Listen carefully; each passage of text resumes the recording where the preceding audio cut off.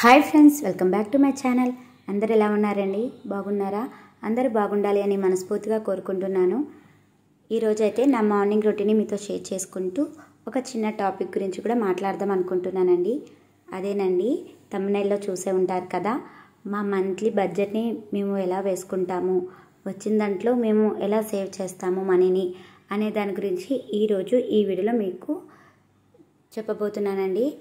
First అయితే salary రాగానే మేము చేసేది కిరాణా స్టోర్కి వెళ్ళి సరుకులు అయితే కొనేసుకుంటామండి, ఇంటికి కావాల్సినవి. మరి ఎక్కువగా ఏం కొనేసి స్టోర్ అయితే చేసుకోను, ఎంత కావాలో అంతే కొనుక్కుంటూ ఉంటాము. అలా అని చెప్పి అరకేజీలు కొన్నా సరే అండి రేట్ ఎక్కువ పడిపోతూ ఉంటాయి. ఏదైనా సరే కేజీ తెచ్చుకుంటాము, దానికి మించి అయితే ఎక్కువగా తెచ్చుకోము. ఎందుకంటే ఎక్కువ తెచ్చుకొని ఇంట్లో పెట్టుకున్నా సరే పురుగు పట్టే ఛాన్సెస్ అయితే ఉంటాయి కాబట్టి మరి ఎక్కువగా ఏం కొనుక్కోమండి. మనకి ఎంత కావాలి అంటే అంతవరకే మనం బడ్జెట్ అనేది ఇలా వేసుకుంటూ తెచ్చుకోవాలి. ఎక్కువ తెచ్చుకొని వాటిని పురుగు పట్టి మళ్ళీ వేస్ట్ చేసే బదులు మనకి కావాల్సినంత సరుకులు తెచ్చుకుంటే సరిపోతుంది. మేము ఎక్కువగా డీమార్ట్కి అయితే వెళ్ళేవాళ్ళమండి. స్టార్టింగ్లో డీమార్ట్కి వెళ్తే ఏమవుతుందంటే అనుకున్న దానికంటే ఎక్కువ బిల్ అయితే అయిపోతుంది అనమాట. మనం ఇప్పుడు 5,000 అని వెళ్ళామనుకోండి, ఈజీగా 8,000 వరకు అయితే బిల్లు వేసేస్తాము. ఎందుకంటే ఆఫర్స్ అని చెప్పేసి అవి ఇవి వేసేస్తాము తెలియకుండానే. ఇంకా అలా అని చెప్పేసి డీమార్ట్కి కూడా వెళ్ళడం తగ్గించేసాము. పక్కనే ఉన్న కిరాణా స్టోర్లో అయితే మాకు అవసరమైన సరుకులు అయితే నెలకి సరిపోయేవి అయితే తెచ్చుకుంటున్నామండి. డీమార్ట్కి వెళ్తే మాత్రం మనం అనుకున్న దానికన్నా ఎక్కువే అవుతుందండి బిల్ అయితే. మరి మీరేమంటారు అనేది కామెంట్ చేయండి. అలానే గ్యాస్ విషయానికి వస్తే గ్యాస్ ఎవ్రీ మంత్ మాకు 30 to 40 డేస్లోనే వస్తుంది, ఎక్కువ రాదండి. ఎందుకంటే పిల్లలకి వేడి నీళ్ళు కానీ అలానే స్నానానికి కానీ తాగడానికి కానీ పెడుతూ ఉంటాం కాబట్టి మరి ఎక్కువ రోజు అయితే గ్యాస్ రాదు. అంతే అండి. గ్యాస్ విషయానికి వస్తే అదనమాట. ఇంకా దానికి కూడా సంబంధించి వెంటనే శాలరీ రాకనే పక్కకు పెట్టేస్తాము, ఇది గ్యాస్ అమౌంట్ అని చెప్పేసి. ఇంకా అలానే టీవీ రీఛార్జ్ ఎవ్రీ మంత్ అయితే వేయమండి. 6 months ప్యాక్ ఉంటుంది కదా, అదైతే వేసుకుంటాము.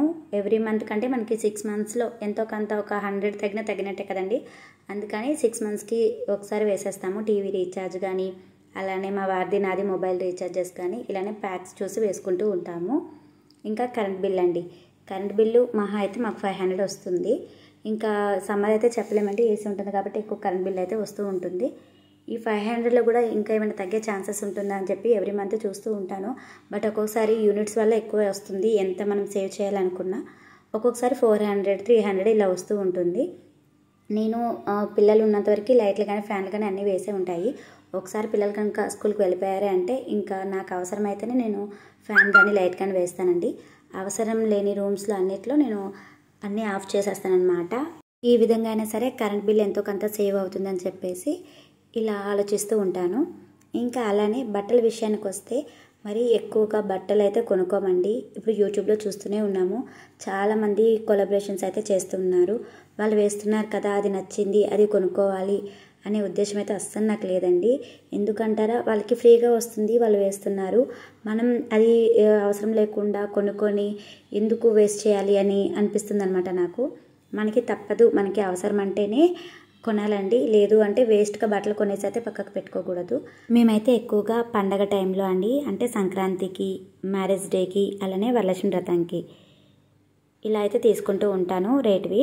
మిగతా డేస్లో ఏంటంటే ఎప్పుడైనా డైలీ వేర్వి కావాలి అనిపిస్తే ఫ్లిప్కార్ట్లో కానీ మీషోలో కానీ ఆఫర్లు ఉన్నాయని చూస్తాను. లేదు అంటే మాకు సంత అయితే అవుతుందండి ప్రతి మంగళవారం.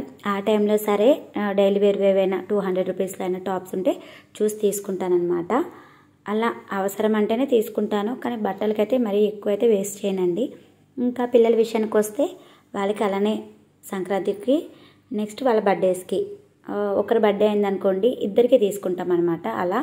ఎందుకంటే పిల్లలు చిన్నవాళ్ళు కదా, ఒకరికి కొత్త బట్టలు వేసి ఒకరికి పాత వేయలేం కాబట్టి బర్త్డే టైంలో ఇద్దరికి తీసుకుంటాము, ఎవరి బర్త్డే అయినా సరే. మిగతా డేస్లో అంటే డైలీ వేర్వి ఇలానే ఆన్లైన్లో ఏమైనా చూసుకుంటానండి.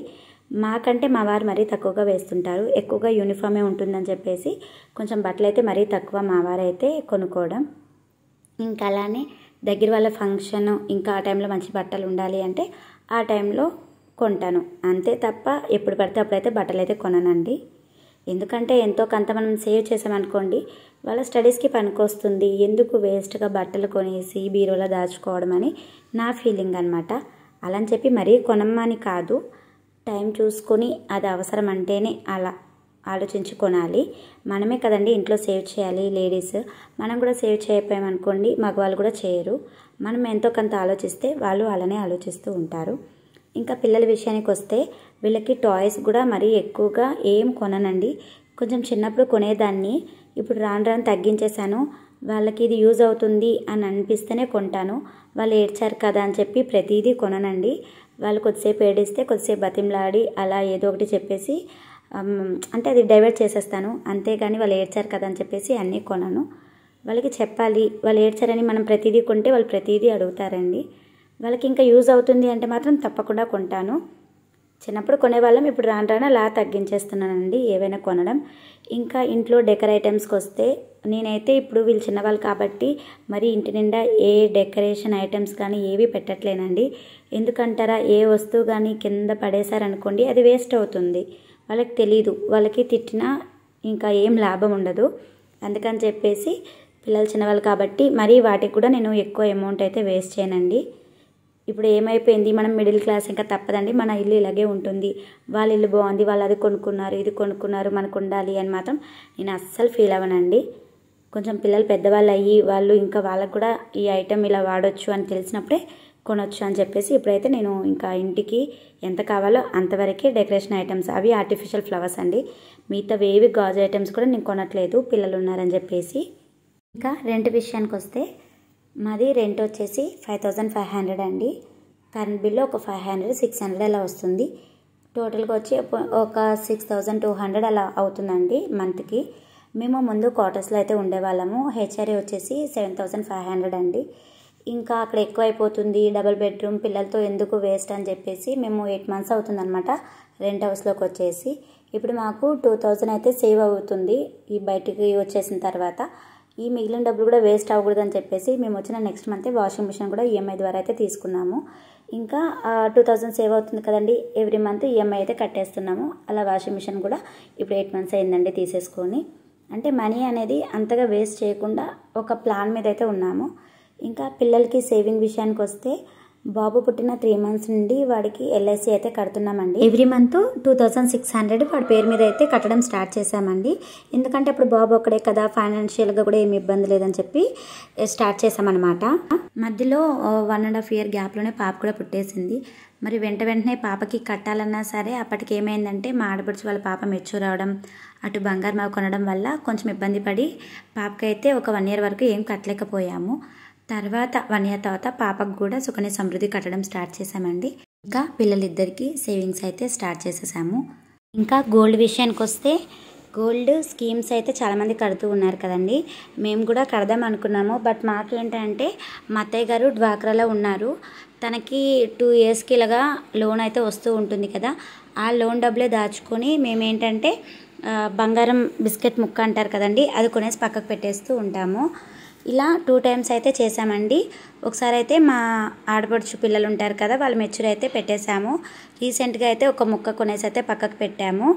అంటే ఈ స్కీమ్ అయితే ఇలా కట్టకుండా మేము ఆ డ్వాక్రాలో ఆ లోన్ ద్వారా కట్టుకొని ఆ డబ్బులు అయితే దాచుకొని ముక్క అయితే కొనుక్కున్నాము. అవి ప్లస్ మా వారు చిట్టి అయితే వేస్తారండి 50,000, దానికి మించి అయితే వేరు. ఎందుకంటే ఇంట్లో పిల్లలు మెయింటెనెన్స్ వచ్చిన శాలరీ తక్కువ కాబట్టి మరీ ఎక్కువగా వేరు, 50,000 అనమాట. ఇంకా అవి అలానే అన్నయ్యకి పెళ్ళి అయితే అమ్మ 1 lakh ఇస్తానని అన్నదనమాట ఆడపిల్ల కట్టినాక. అవి కూడా అమ్మ రీసెంట్గా ఇచ్చిందండి. 4 years అయిందనమాట. అప్పుడు ఒప్పుకుంది అమ్మ. బట్ వాళ్ళకి కూడా కొన్ని ప్రాబ్లమ్స్ వల్ల ఇవ్వలేకపోయారు, రీసెంట్గా ఇచ్చారు. ఇవన్నీ ఇంట్లో పెట్టామనుకోండి అవి అలానే ఖర్చు అయిపోతాయి అని చెప్పేసి ఆ డబ్బులతో అలాగా బంగారం అయితే కొనేసుకున్నామండి. 2 bangles తీసుకున్నాను. 2 lakhs అయితే అయ్యాయండి, 3 తులాలు.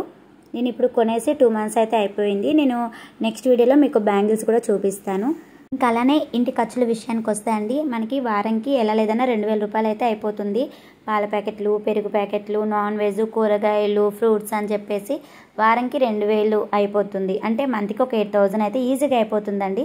మళ్ళీ అందులో ఏ సండేస్ అయినా ఎప్పుడైనా పిల్లల్ని తీసుకొని బయటకు వెళ్తూ ఉంటాం కదా, ఆ టైంలో ఎక్స్ట్రా ఖర్చు, ఇలా ఎలా లేదన్నా మంత్కి 12,000 రూపీస్ ఈజీగా అయిపోతుందండి.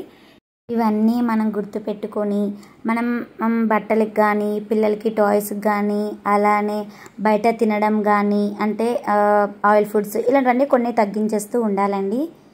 ఈ వీడియో మీకు యూజ్ అయిందనే అనుకుంటున్నాను.